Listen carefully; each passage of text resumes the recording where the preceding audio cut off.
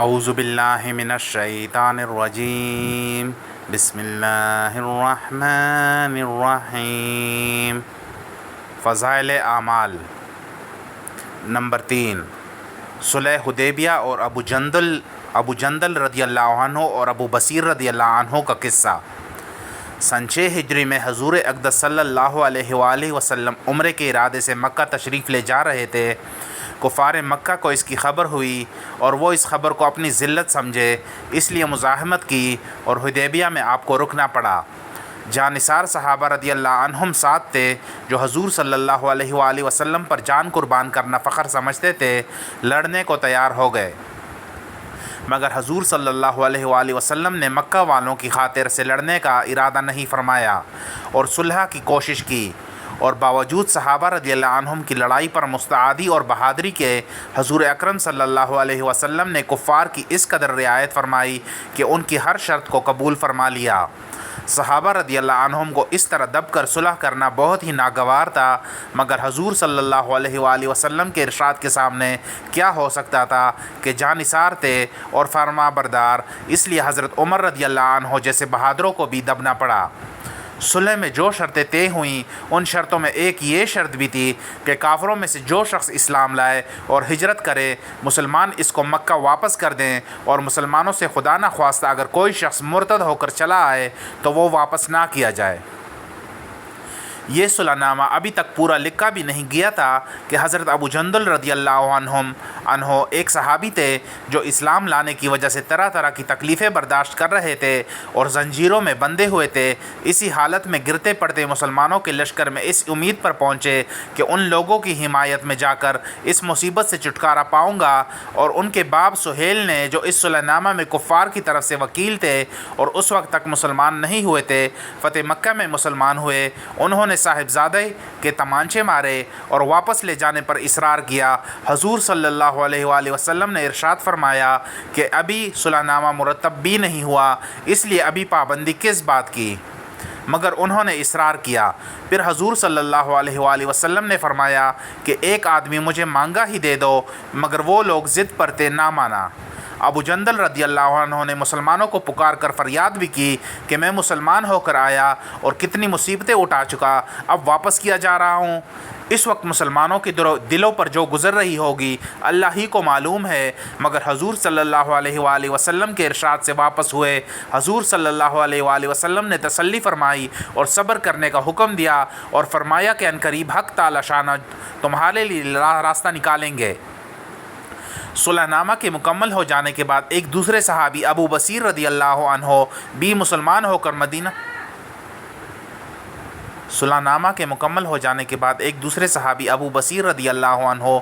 مسلمان ہو کر مدینہ منورہ پہنچے۔ کفار نے ان کو واپس بلانے کے لیے 2 آدمی بھیجے۔ حضور اقدس صلی اللہ علیہ وآلہ وسلم نے حسب وعدہ واپس فرما دیا۔ ابو بصیر رضی اللہ عنہ نے عرض بھی کیا کہ یا رسول اللہ، میں مسلمان ہو کر آیا، آپ مجھے کفار کے پنجے میں پھر بھیجتے ہیں۔ آپ صلی اللہ علیہ وآلہ وسلم نے ان سے بھی صبر کرنے کو ارشاد فرمایا اور فرمایا کہ انشاءاللہ عنقریب تمہارے واسطے راستہ کھلے گا۔ یہ صحابی رضی اللہ عنہ ان دونوں کافروں کے ساتھ واپس ہوئے۔ راستے میں ان میں سے ایک سے کہنے لگا کہ یار تیری یہ تلوار تو بڑی نفیس معلوم ہوتی ہے، شیخی بعض آدمی ذرا سی بات میں پھول ہی جاتا ہے۔ وہ نیام سے تلوار نکال کر کہنے لگا کہ ہاں، میں نے بہت سے لوگوں پر اس کا تجربہ کیا ہے۔ یہ کہہ کر تلوار ان کے حوالے کر دی۔ انہوں نے اسی پر اس کا تجربہ کیا۔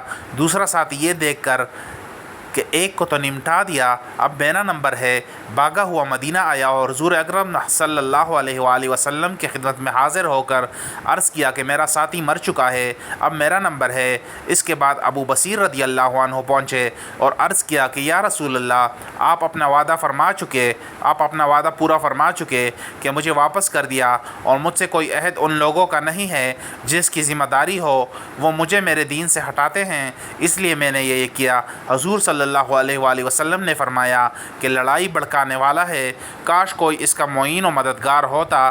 وہ اس کلام سے سمجھ گئے کہ اب بھی اگر کوئی میری طلب میں آئے گا تو میں واپس کر دیا جاؤں گا، اس لیے وہ وہاں سے چل کر سمندر کے کنارے ایک جگہ آ پڑے۔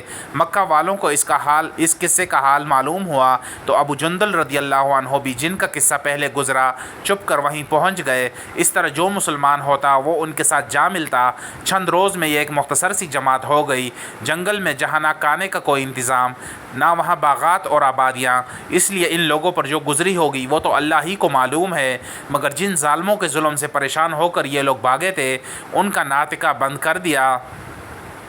جو قافلہ ادھر کو جاتا اس سے مقابلہ کرتے اور لڑتے، حتیٰ کہ کفار مکہ نے پریشان ہو کر حضور صلی اللہ علیہ وآلہ وسلم کی خدمت میں حاضری اور منت کر کے اللہ کا اور رشتہ داری کا واسطہ دے کر آدمی بھیجا کہ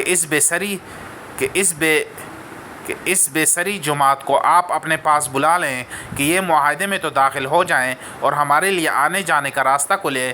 لکھا ہے کہ حضور صلی اللہ علیہ وسلم کا اجازت نامہ جب ان حضرات کے پاس پہنچا تو ابو بصیر رضی اللہ عنہ مرض الموت میں گرفتار تھے۔ حضور صلی اللہ علیہ وآلہ وسلم کا والا نامہ ہاتھ میں تھا کہ اسی حالت میں انتقال فرمایا رضی اللہ عنہ وارضاہ۔ فائدہ: آدمی اگر اپنے دین پر پکا ہو، بشرطے کہ دین بھی سچا ہو، تو بڑی سے بڑی طاقت اس کو نہیں ہٹا سکتی، اور مسلمان کی مدد کا تو اللہ کا وعدہ ہے بشرطے کہ وہ مسلمان ہو۔